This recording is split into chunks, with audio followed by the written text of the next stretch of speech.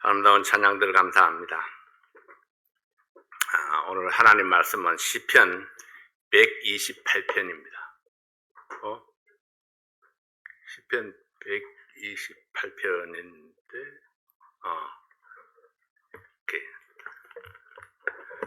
네, 128편 1절부터 6절까지 있는 말씀 함께 보시겠습니다. 128편 1절부터 6절까지 있는 말씀입니다. 다 함께 일어나셔서 한 목소리로 같이 한번 읽겠습니다. 여호와를 경외하며 그 도에 행하는 자마다 복이 있도다. 내가 내 손이 수고한 대로 먹을 것이라. 내가 복되고 형통하리로다. 내 집 내실에 있는 내 아내는 결실한 포도나무 같으며 내 상에 둘린 자식은 어린 감람나무 같으리로다. 여호와를 경외하는 자는 이같이 복을 얻으리로다. 여호와께서 시온에서 내게 복을 주실지어다. 너는 평생에 예루살렘의 복을 보며 내 자식을 볼지어다. 이스라엘에게 평강이 있을지로다. 아멘. 기도합니다. 아버지 하나님 감사합니다. 행복한 가정은 어떤 가정인가? 우리 모든 인생들이 행복을 찾지만은 행복이 곁에 있음에도 불구하고 행복이 무엇인지 모르고 살아가는 경우가 얼마나 많은지 모릅니다. 행복이 무엇인가 우리가 성경에서 그 의미를 발견하고 또 우리 모든 성도들이 행복과 만족과 기쁨으로 하루하루를 살 수 있도록 축복해 주시옵소서. 이 시간 온전히 주께 의뢰합니다. 예수님 이름으로 기도하옵나이다. 아멘. 앉으시겠습니다. 질문 하나 해볼까요? 여러분은 행복하십니까?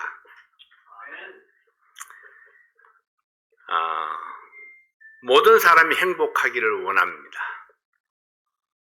행복하냐 이렇게 물으면 대답을 선뜻 못하는 경우가 참 많습니다. 행복하다는 것은 문제가 없다는 이야기가 아닙니다. 행복하다는 것은 걱정거리가 없다는 이야기가 아닙니다. 문제가 있어도 걱정거리가 있어도 고난이 있어도 아픔이 있어도 그럼에도 불구하고 행복할 수 있습니다. 그러나 어떤 사람은 건강하고 걱정할 것이 없고 모든 것이 다 형통한데도 불구하고 행복하지 못한 사람도 있다는 것입니다. 행복이 무엇인지 아는 사람이 그렇게 많지 않다는 거죠. 우리 1960년대 한국에서는 등 따시고 배부르면 더 이상 바랄 것이 없다 그렇게 했습니다. 등 따시고 배부르면 최고다. 물론 그 시대 사람들에게도 더 많은 필요들이 있었을 것입니다. 그러나 따뜻한 방, 든든하게 배를 채우는 것이 어려웠던 시절에 바로 그런 이야기들이 나온 거죠. 따뜻한 방에 누울 수 있고 배를 든든하게 채울 수 있다면 이에서 더 바랄 것이 있겠느냐.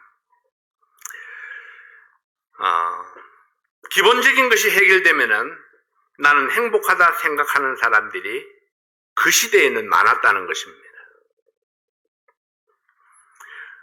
우리 주님께서도 먹을 것과 입을 것이 있은즉 족한 줄로 알라 이렇게 말씀을 했습니다. 그러나 인간의 욕망은 끝이 보이지 않습니다. 행복은 철저하게 주관적입니다. 행복은 내 안에 있는 느낌입니다. 믿음입니다. 아무리 많은 것을 가졌고 높은 성취를 이루었어도 내가 불행하다고 생각하면 나는 불행한 겁니다. 다시 한번 물어볼까요? 여러분 행복하십니까? 네. 행복하시다면 그 행복의 이유가 무엇입니까? 만약 행복하지 못하다면 또 그 이유는 무엇입니까? 여러분이 생각하는 행복의 기준은 무엇인가요? 저는 1979년에 신풍성서 침례교회에서 처음 목회를 시작했습니다. 설교도 서툴렀고 경험도 부족했지만 하나님이 나를 불러 쓰신다는 사실이 나를 행복하게 했습니다. 내가 사역을 계속할 수 있다면 하나님께서 나를 목사로 사용해 주신다면 어디를 가든지 나는 행복하다고 생각했었습니다. 그 누구도 아닌 하나님께 쓰임받는 것이 내 행복의 이유가 되었기 때문입니다. 1981년 2월 14일 날에 제가 결혼식을 했습니다. 제주도로 3박 4일 신혼여행을 다녀왔습니다. 바람이 슬슬 들어오는 그런 방이지만은 아담한 신혼방이 준비되었습니다. 1년 반이 지나갈 무렵에 딸이 태어났습니다. 사람들이 딸은 살림미천이라 그렇게 격려를 했습니다. 사람들은 격려한다고 그렇게 이야기했지만은 사실은 저는 딸이든 아들이든 상관이 없습니다. 2년 뒤에 아들이 또 태어났습니다. 경제는 여전히 어려웠습니다. 신학교 학비에, 교통비에, 기숙사비에, 생활비에, 아이들 분유값, 서울서 5일, 시골에서 2일, 고단한 생활의 환경입니다. 그렇지만 한 번도 내가 불행하다고 생각하지 않았습니다. 왜냐하면 내 행복의 조건은 경제적인 문제가 아니었기 때문입니다. 하나님께서 주신 소명대로 섬길 수 있는 교회가 있었고, 목회를 위해서 공부할 수 있었고, 아내와 딸과 아들이 있는 나는 행복한 사람이었습니다. 1987년에 서울로 목회지를 옮겼습니다. 여전히 넉넉하지 못했습니다. 방이 좁고 길쭉하게 생겼습니다. 그래서 두 사람이 딱 누우면은 더 이상 틈이 없습니다. 그래서 아이들을 저 발치에 가로로 둘 이렇게 눕혔습니다.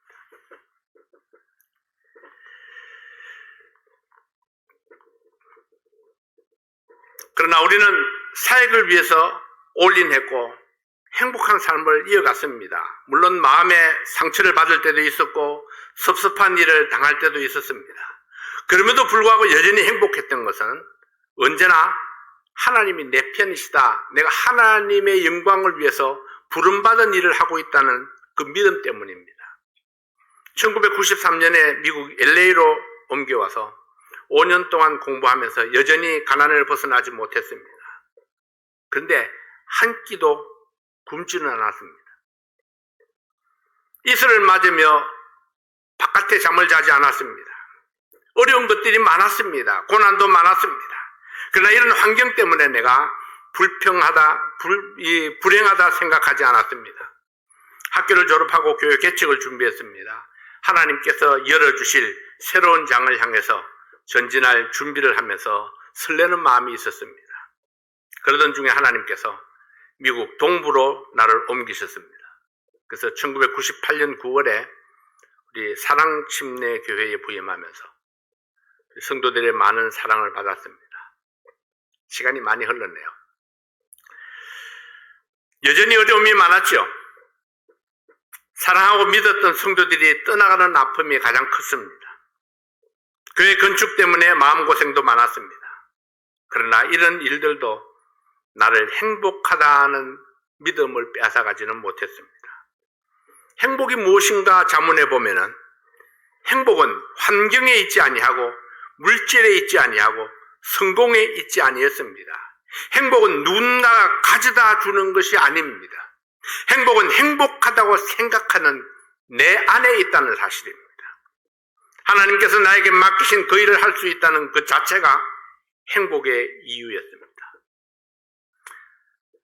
4월달에 현숙이 가족이 와서 함께 지냈습니다. 4명의 손자, 손녀가 웃고 떠드는 소리가 집안에 가득했습니다. 손자들의 손녀들이 합해지고 우리 오랜만에 딸 부부가 와서 함께 지내니까 집안이 가득 찼습니다. 끊임없이 깔깔대는 아이들,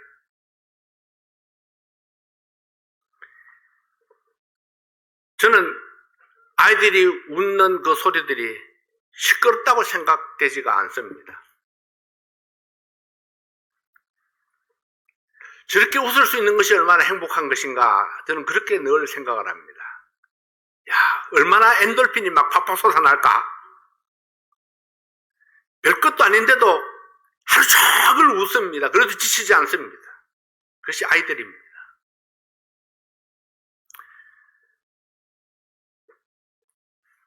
딸 가족 4명, 아들 가족 4명, 우리 부부 10명이 둘러앉은 식탁을 보면서 식탁이 가득 찼습니다.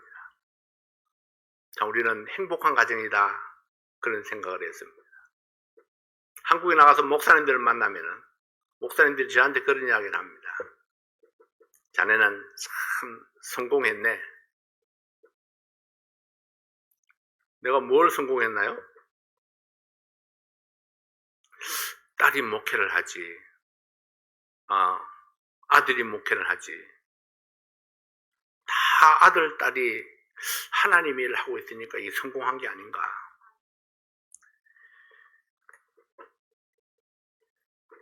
이렇게 말씀드리니까 우리 집안은 평온한 날들만 있던 가죠. 사실은 그렇지는 않습니다. 우리 집에도 사탄이 틈을 보고 있었는데 그냥 넘어갈 리가 있겠습니까? 싸울 때도 있죠. 삐질 때도 있고, 걱정거리들이 있을 때도 있습니다. 신경질을 낼 때도 있죠. 그러나 싸우면서도 여전히 행복한 건 행복한 겁니다. 왜냐하면 그것이 행복의 조건이 아니기 때문에 그렇죠. 사탄은 내가 처음 목회를 시작할 때부터 내 주위에 문제를 만들고 나를 공격했습니다. 목회의 해방꾼들을 만들고 자녀들의 건강으로 위협을가 합니다. 경제적인 문제가 생깁니다. 신뢰의 문제가 생기고 불신하게 만들고 가치관의 차이가 나타납니다. 우선순위가 달라집니다. 싸우기도 하고 책임을 전가하기도 합니다. 가끔은 서로를 원망하기도 합니다. 하나님을 찬양하지 못하고 기쁨이 사라집니다.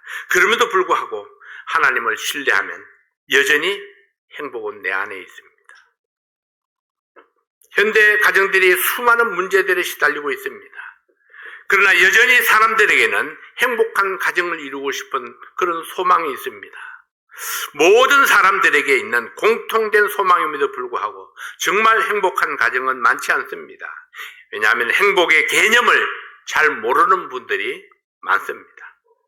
행복의 기준을 잘 모르기 때문에 행복하지 못하다고 생각하는 사람들도 있습니다. 행복은 매일매일 변할 수 있는 상태입니다. 어제는 행복했는데 오늘은 아닐 수 있습니다. 반대로 어제까지는 행복하지 못했는데 오늘부터는 행복한 가정이 될 수도 있습니다. 우리에게 일어나는 문제들이 행복을 좌지우지하도록 버려두면은 사탄이 가장 기뻐합니다. 우리 가정의 행복 지수는 수시로 바뀔 수 있습니다. 무엇이 우리 가정을 행복하게 할 수 있을까? 우리는 어떻게 하면 매일매일 행복을 누리며 살 수 있을까요?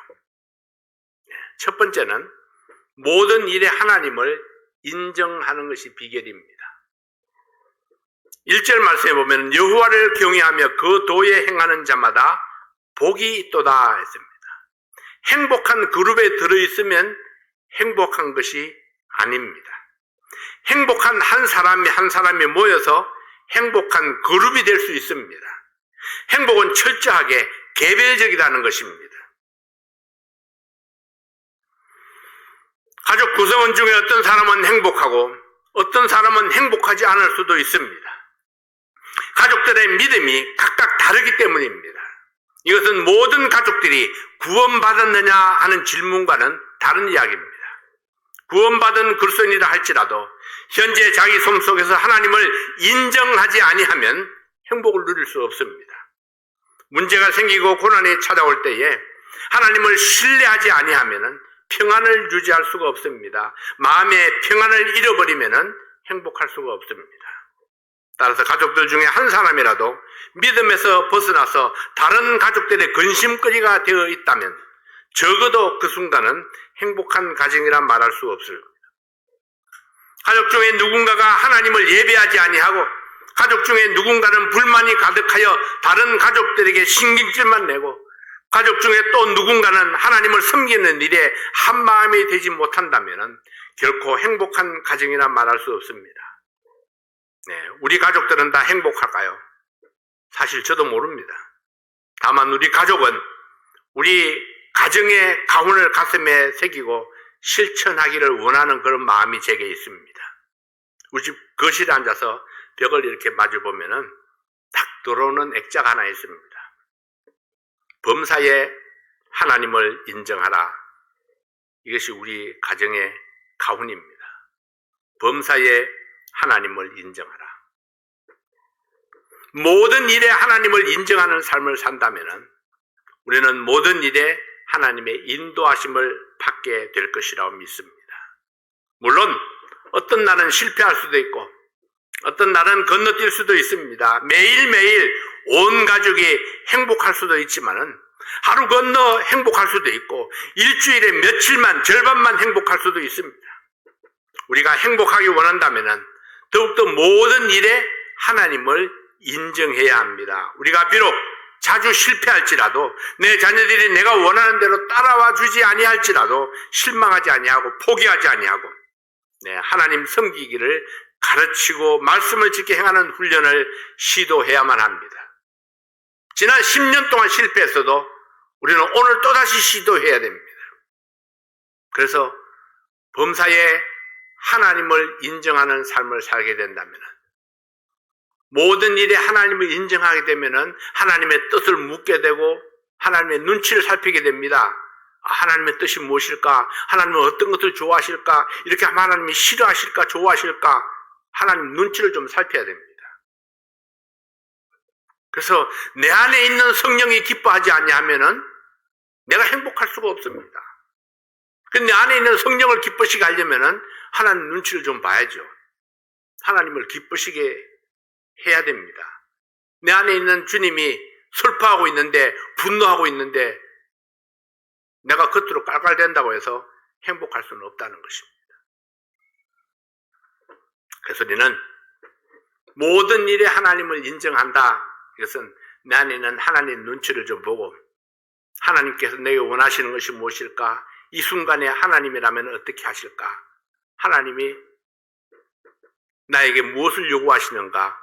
그 하나님의 뜻을 좀 헤아릴 줄 아는 그런 훈련, 그런 훈련을 우리가 끊임없이 할 수 있어야 할 것입니다. 하나님께서 원하시고 또 우리가 원하는 것은 더 많은 시간 동안에 더 많은 기회에 내 가족들이 하나님으로 인해서 행복한 삶을 이루는 것입니다. 여기 이스라엘 백성들을 지극히 사랑하셔서 행복의 비결을 말씀하신 기록이 있습니다. 신명기 10장 13절 말씀해 보면 내가 오늘날 내 행복을 위하여 내게 명하는 여호와의 명령과 규례를 지킬 것이 아니냐. 무엇을 위해서? 내 행복을 위하여 내게 명하는 여호와의 명령과 규례를 지키라. 이렇게 말씀을 했습니다. 하나님께서 내 행복을 위하여 하나님의 말씀들을 주셨습니다. 하나님께서 요구하시는 것은 오직 우리가 행복하게 사는 것입니다. 행복하게 사는 비결이 하나님을 사랑하고 섬기는 것이라고 말씀하셨습니다. 두 번째, 모든 가족이 자기 책임에 성실한 것이 비결입니다. 2절 말씀에 보면 내가 내 손이 수고한 대로 먹을 것이라 내가 복되고 형통하리로다. 행복한 가정을 이루어가는 조건 중에 하나는 가족들이 자기에게 주어진 일에 성실해야 합니다. 아버지는 아버지의 일에 성실하고 엄마는 엄마의 일에 성실하고 자녀들은 각기 자기 일에 성실할 때에 서로 신뢰가 있고 서로 의지가 있고 서로 존중하며 행복한 관계를 유지할 수 있습니다. 오늘날 많은 사람들이 남편과 아내의 일을 자꾸 혼동하려고 합니다. 근데 세월이 바뀌어도 남자는 남자고 여자는 여자입니다. 남편은 남편이고 부인은 부인이에요. 엄마는 엄마고 아빠는 아빠지 아빠가 엄마 되지 않습니다. 세상이 바뀌니까 남편은 집에서 살림하고 밥하고 애기 보고 아내가 나가서 일하는 그런 세상이 되기도 했지만은 그렇지만 여러분 세상이 천만 번을 바뀌어도 하나님 말씀은 바뀌지 않습니다. 그럼 우리는 세상을 따라가는 사람이 아니라 하나님 말씀의 원리를 따라가는 사람이 되어야 됩니다. 행복? 남자는 남자다워야 행복합니다. 여자는 여자다워야 행복한 거예요. 그래서 각자가 각자의 일을 해야 합니다. 물론 도와줄 수 있습니다. 그러나 도와주는 것은요, 요구해서 도와주는 것이 아닙니다. 도와주는 것은 자원하는 마음이 있을 때 도와주는 것이고, 요구하기 때문에 어쩔 수 없이 하는 것이라면은 그건 자기 몫을 다하는 것이 아닙니다. 직장에서, 가정에서, 학교에서, 교회에서 각자에게 주어진 일에 성실할 때에 그 수고한 대로 결과를 얻게 될 것이라고 말씀을 했습니다. 어느 한 사람이 성실하지 못함으로 다른 가족에게 마음의 짐을 남긴다면 가정의 행복이 일시적으로 깨어질 수 있습니다. 각자가 자기 일에 성실할 뿐 아니라 다른 사람의 일을 도울 수 있는 여유를 가져야 됩니다. 내 일을 성실하게 마치고 그리고 또 다른 사람들의 일을 도와줄 수 있다면 이것이 바로 여유죠. 그러므로 행복한 가정은 한 사람의 수고와 노력으로 이룰 수 없습니다. 모든 가족들이 각각 자기에게 주어진 일을 잘 감당해야 합니다. 여호와를 경외하며 하나님 말씀에 순종해서 사는 사람에게 주시는 두 가지 축복이 여기 있습니다. 2절 말씀에 내가 내 손이 수고한 대로 먹을 것이라 했습니다.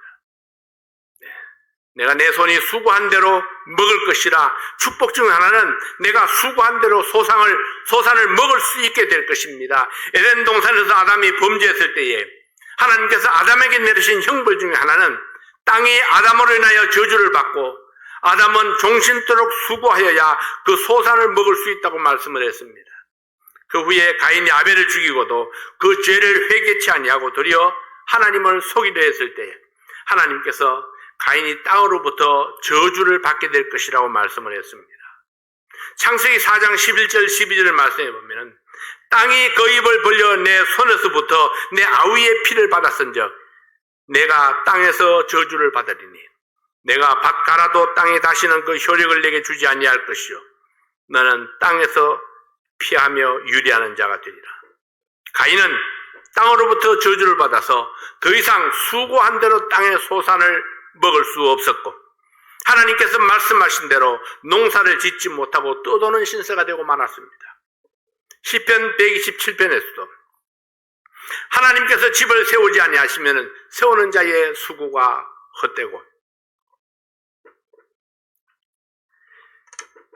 하나님께서 지켜주지 아니하시면 밤을 세워서 지켜도 지켜내지 못하고 새벽부터 밤늦게까지 일할지라도 그 수고한 만큼 열매를 거두지 못할 것이라고 말씀을 했습니다. 수고하지 아니하고 무엇인가를 얻으려 한다면 그것은 도둑과 같은 마음일 것입니다. 만약 내가 수고하지 아니했는데 얻게 된다면 그것은 은혜요 축복입니다. 그러나 내가 열심히 노력했는데도 불구하고 그 소산을 얻지 못할 때가 얼마나 많습니까? 누구든지 사업을 시작할 때는 열심히 하면 노력한 만큼 수고한 만큼 결과를 얻을 수 있을 것이라는 기대를 가지고 사업 계획을 세우고 일을 추진합니다. 계획대로 다 되면은 모두 다 돈을 많이 벌어서 풍족한 삶을 누리고 있을 것입니다. 그러나 많은 사람들이 노력하고 수고한 만큼 열매를 거두지 못하고 있습니다. 이것이 현실입니다.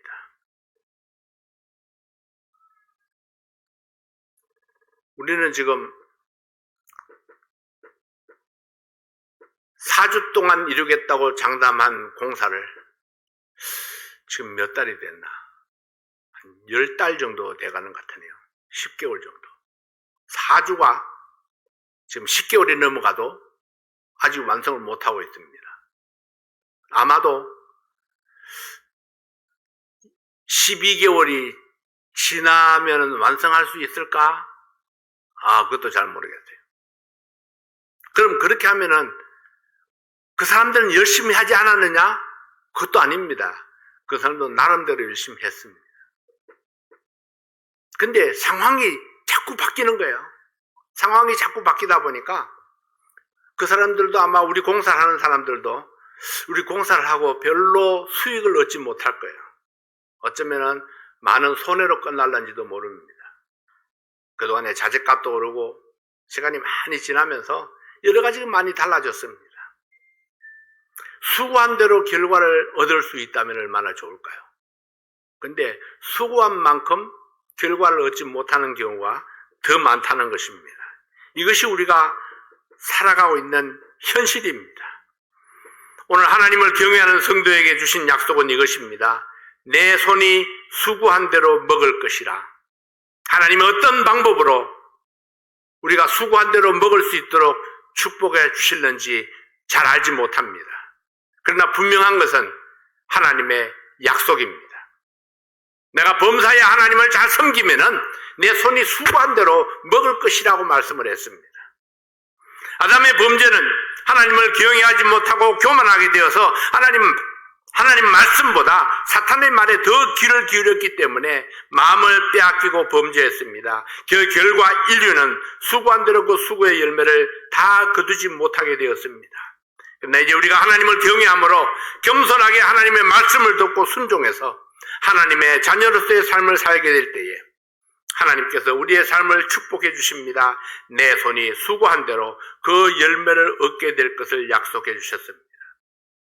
2절 말씀을 다시 한번 봅니다. 내가 내 손이 수고한 대로 먹을 것이라. 내가 복되고 형통하리로다. 또 하나의 축복은 내 삶이 복되고 형통하게 될 것입니다. 무엇이 형통이고 무엇이 또 불형통입니까? 형통은 물이 물길을 따라 흐르듯이 우리의 삶이 하나님의 정하신 순리대로 흘러가는 것입니다. 반대로 불형통은 중간에 막힌 것이 있어서 제 길로 흐르지 못하고 넘치거나 터져서 하나님께서 정하신 순리를 벗어나서 다른 길로 가는 것입니다. 내가 생각지 못했던 사고를 만납니다. 사고는 언제나 부서지고 깨어져서 출혈이 있고 실패나 좌절이나 죄책감이 따르게 됩니다. 목표를 이루지 못하고 목표로부터 이탈되었기 때문에 만족이 없고 기쁨이 없습니다. 누군가를 원망하고 희생양을 찾게 됩니다. 하나님을 경외하는 사람은 하나님의 말씀과 성령의 인도하심을 받기 원하기 때문에 날마다 하나님의 뜻을 묻고 시작하는 것이 기본 스텝입니다. 성경을 읽고 묵상하고 하나님의 뜻을 깨닫고 하나님의 생각을 존중하고 순종합니다. 가족들 각자의 책임 중에 가장 큰 책임은 모든 일에 하나님을 인정하고 그 뜻을 따르는 것입니다. 내가 하나님을 인정하고 내 아내가 하나님을 인정하고 내 아이들이 하나님을 인정한다면 우리 가정은 하나님 앞에 하나님이 중심에 설 수 있습니다. 우리 가정은 하나님이 중심에 계셔서 하나님이 이끌어 가시는 가정이 될 수 있습니다. 여러분은 어떻습니까? 하나님이 우리 가정의 중심에 있어서 하나님이 이끌어가는 그런 가정, 그 하나님의 이끄심에 따라가는 우리의 가족들이 될 수 있다면 우리는 가난해도 문제가 있어도 고난이 있어도 행복한 삶을 살 수가 있을 것입니다. 적어도 어떤 사고가 우리를 불행하게 만들지는 않기 때문입니다. 고난이 우리를 불행하게 만들지는 않습니다. 문제는 그 사고나 그 고난을 바라보는 우리의 시선이 나를 불행하게 만드는 것입니다. 세 번째로 좋은 소통을 이루는 것이 비결입니다. 내 집 내실에 있는 내 아내는 결실한 포도나무 같으며 내 상에 둘린 자식은 어린 감람나무 같으리로다. 행복한 가정의 조건 중에 화목을 빼놓을 수 없습니다. 가족들이 한 상에 둘러앉아서 담소를 나눌 수 있는 가정이 행복합니다. 어떤 가정은 너무 바빠서 가족이 식탁에 모일 수 없고 어떤 가정은 공통 화제가 부족해서 둘러앉을 수가 없습니다. 특별한 화제가 있어야만 모인다면 가족이라 할 수 없을 것입니다. 물론 자녀들이 멀리 떨어져 있어서 함께 앉고 싶어도 앉을 수 없는 경우도 있겠죠. 그러나 소통의 방법은 여러 가지가 있습니다. 요즘은 워낙에 발달한 것이 있잖아요. 그래서 멀리 있어도 전화기만 켜놓으면 얼굴도 볼 수 있고 대화도 할 수 있고 여러 가지 할 수 있는 것들이 많이 있습니다. 그러나 혹시 그냥 잊어버리고 살진 않나요? 너무 바빠서? 아니요. 곰곰이 생각하면 너무 바쁜 것도 아닙니다. 바쁘지도 않습니다. 다만 오늘도 하나님께서 어떻게 역사하셨는가, 하나님이 어떤 축복을 주셨는가, 기쁨을 주셨는가, 하나님 앞에 잘하는 것이 무엇인가, 아니면 부족한 것이 무엇인가, 아니면 또 내가 부끄러운 것이 무엇인가, 서로 이야기하고자 하는 그런 의지가 먼저 있어야 됩니다. 특별한 화제가 없어도, 특별한 사건이나 일이 없어도 가족이기 때문에 둘러앉아서 차를 마시며 오늘의 경험들을 나누고 하나님 말씀을 가르치고 배우는 시간을 가질 수 있습니다. 우리 집에는 우리 아들이 이것을 강조합니다.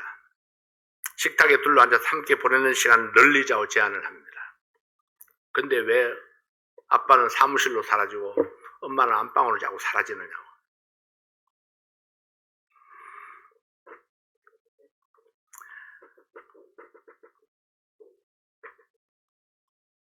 식사를 마치고 나서 함께 앉아 있을 수 있는 시간들이 사실은 그렇게 많지가 않습니다.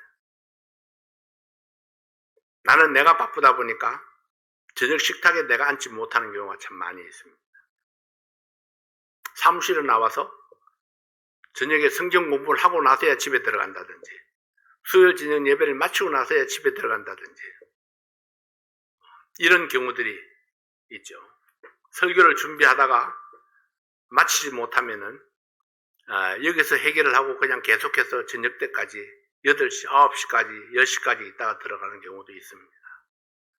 왜냐하면 중단하고 들어가면은 연결이 잘 되지 않습니다. 다음에 다시 중단했다가 다시 시작하려고 그러면은 처음부터 다시 시작하게 되는데, 그래서 끝난 부분에서 딱 연결이 되면 좋겠는데 그렇지가 않습니다. 그 다음에 생각했던 것들이 하도 생각이 안 나는 거예요. 그럼 처음부터 싹 지우고 다시 시작해야 됩니다. 그래서 설교 준비를 한번 시작해서 타이핑을 하기 시작을 하면은 끝을 마칠 때까지 그냥 계속해서 가기를 원하는 겁니다. 그래서 가족들과 대화할 시간들이 참 많지 않은 것이 저 자신이기도 합니다. 근데 이제 토요일, 일요일 이런 때는 항상 같이 이제 식사를 할 수 있으니까 화목하지 아니하고 행복하다 할 수가 없습니다. 다툼이 있을 때에 많은 에너지가 소모됩니다. 긴장된 관계가 있을 때는 더욱 많은 에너지가 소모됩니다. 가족들이 서로 냉전하고 눈치를 살피고 소모전을 하게 되면 어떤 일을 해도 효율성이 떨어집니다. 가정에서 전쟁이 벌어지면 밖에 나가서 성공적으로 일을 할 수가 없습니다. 특히나 저같이 이런 설교문을 작성하는 사람은요, 뭔가 기분이 딱 상하게 되면은 금방 회복이 되지 않습니다. 상당한 시간이 걸려야 됩니다. 때로는 한나절, 때로는 하루의 시간이 걸릴 때도 있습니다. 왜냐하면은 그 생각에 꼬리를 무는 것이, 이 생각을 탁 잘라버려야 되는데, 그리고 새로운 생각을 해야 되는데 그 생각을 잘라버린다는 것이 굉장히 어렵죠. 저만 그럴 수도 있습니다. 여러분은 안 그럴 수도 있죠. 여러분, 밤에 잠 못 이루는 사람의 특징이 뭔지 아십니까? 생각이 많다는 겁니다. 생각을 그만하고 자야 되는데 이게 잘라지질 않는 거예요. 아무리 생각을 안 하고 자려고 해도 또 자꾸 생각이 꼬리를 물고 계속 자꾸 생각이 나는 겁니다. 이러면 어떨까, 저러면 어떨까, 누구는 어떨까, 누구는 어떨까, 막 생각이 나죠. 그래서 어렵습니다. 그래서 애초에 관리를 잘해야 됩니다.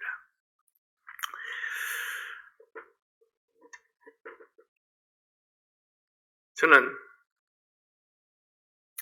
그런 경우에 전혀 다른 이제 일정을 만들죠. 막 복잡하고 뭔가 막 생각이 이렇게 꼬리를 물어서 말씀이 잘 안 될 때는, 그때는 이제 망치나 톱을 들고 나섭니다. 어디 교회 안에 고칠 데가 없나 찾아다니죠. 어디 두드릴 데가 없는가 찾아다닙니다.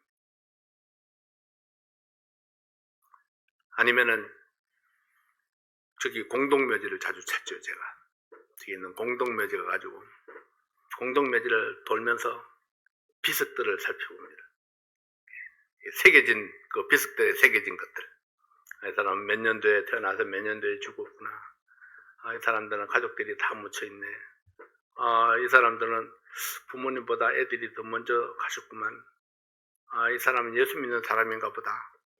뭐 이런 것들을 보면서, 비석들을 보면서 그 길을 바퀴를 이렇게 돌다 보면은 생각들이 이제 내 일상에서 벗어나서 다른 생각을 딱 하게 되니까 한 바퀴, 몇 바퀴 이렇게 돌다 오면은 내 생각을 다시 정리할 수 있습니다.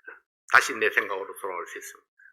그래서 다시 사무실에 앉아서 컴퓨터를 켜고 타이핑을 다시 할 수 있죠. 자, 뭔가 우리는 이런 전환이 필요할 때에 빨리 뭔가 방법을 찾아야 됩니다. 자기만의 어떤 특별한 방법으로. 지금 내가 빠져있는 이 소모전에서, 내가 벗어날 수 있어야 됩니다. 그래서, 하나님을 생각함으로 내 생각을 정리할 수 있다면, 그렇다면 나는 다시 행복한 순간으로 돌아올 수 있습니다. 나는 내 일을 하니까 그렇지만 여러분들은 또 다를 겁니다. 여러분은 여러분의 일이 있을 테니까요. 여러분은 여러분의 일에 어떻게 성실하게 집중할 수 있는지, 그리고 내가 소통되지 않는 그 사람들과 어떤 소통을 이루어갈 수 있을 것인지. 여러분 가족들은 소통이 잘 되고 있습니까? 얼마나 많은 대화들을 나누고 있습니까? 잠언 17장 1절 말씀에 보면은 마른 떡 한 조각만 있고도 화목하는 것이 육선이 집에 가득하고 다투는 것보다 나으니라 했습니다. 행복은 물질에 있지 아니합니다. 물질은 넘치도록 풍족하지만은 매일 다툼과 원망이 끊이지 않는 가정이 있고, 가진 것은 없어도 오손도손 행복을 꿈꾸며 살아가는 가정이 있습니다.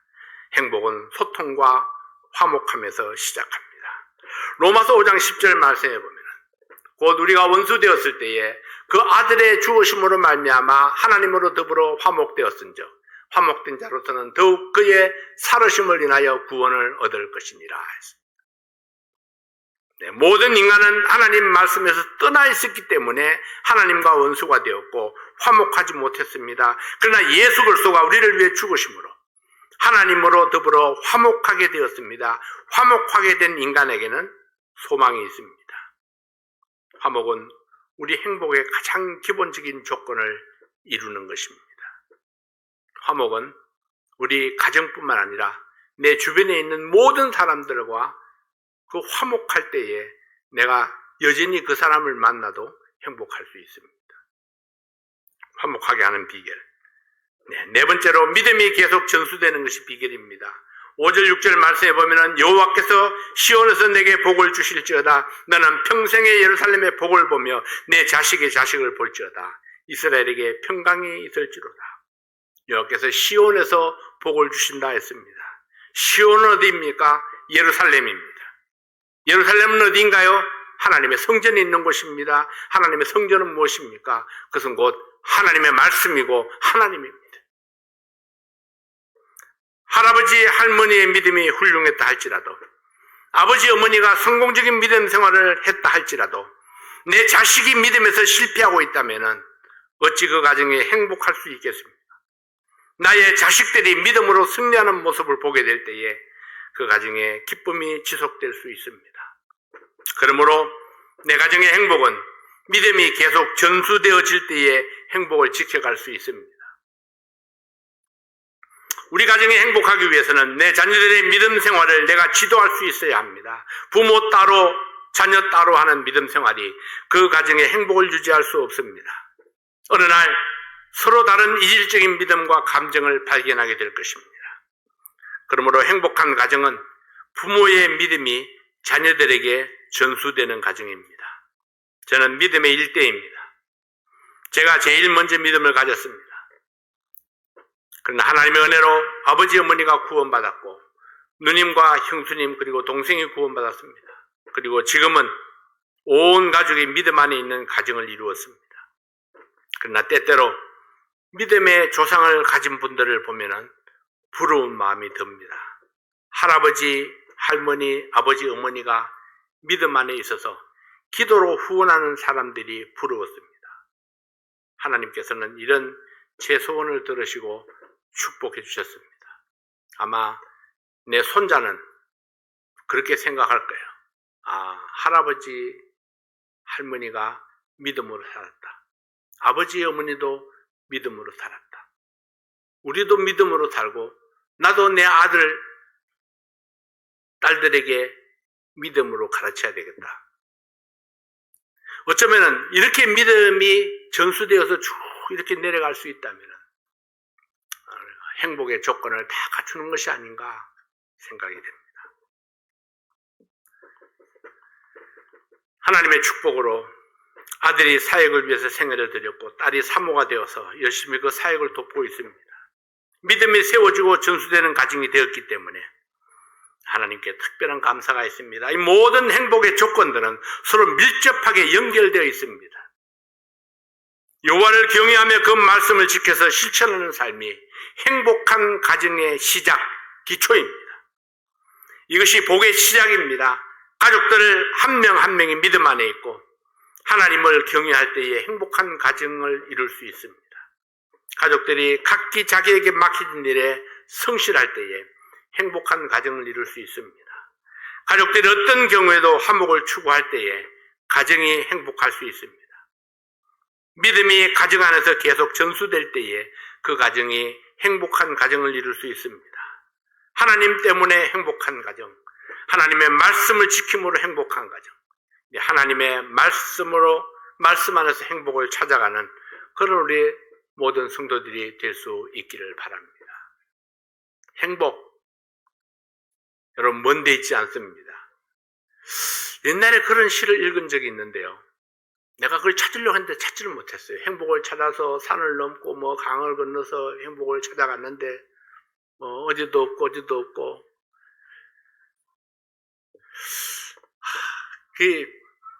근데 여러분 행복은 자신 있게 말할 수 있습니다. 행복은 내 속에 있습니다. 다른 데서 아무리 찾아도 또 행복은 누가 가져다 주지도 않습니다. 하나님도 나에게 행복을 가져다 주지 않습니다. 행복은 내 안에 내가 찾고 내가 지켜가야 합니다. 다만 하나님께서는 모든 가능성을 우리에게 허락해 주셨습니다. 모든 약속들을 우리에게 주셨습니다. 범사에 우리 하나님을 인정하고 하나님을 섬기고 하나님께서 이루신 그 화목을 내가 내 가정에서 이루어갈 수 있다면, 아름다운 소통을 이루는 그런 가정을 이루어갈 수 있다면, 내 자녀들에게 믿음으로 양육할 수 있는 그런 믿음을 내가 지켜갈 수 있다면, 우리는 내가 행복할 뿐 아니라 내 가정을 행복한 가정으로 만들 수 있고 우리 교회가 행복한 교회가 될 수 있을 줄로 믿습니다. 기도하겠습니다. 아버지 하나님 감사합니다. 하나님께서 우리에게 행복을 주셨고 우리는 또 행복을 지켜가기를 원합니다. 아버지 하나님, 범사에 하나님을 인정함으로 하나님께서 주시는 그 행복을 지켜갈 수 있는 저희들 되게 도와주시고 행복을 위해서 사랑하고 용납하고 품어주고 또 아름다운 소통을 이루며 나에게 주어진 책임을 온전히 감당하는 저희들 되게 도와주시옵소서. 하나님께서 나에게 주신 사명을 온전히 감당할 때에 우리는 행복할 수 있습니다. 우리 각자에게 주신 그 사명을 생각하고 하나님께서 주신 행복을 찾아가는 저희들 되게 도와주시옵소서. 사랑하는 모든 성도들의 가정에 하나님께서 주시는 이 놀라운 행복이 넘쳐날 수 있도록 도와주십시오. 예수님 이름으로 기도하옵나이다. 아멘.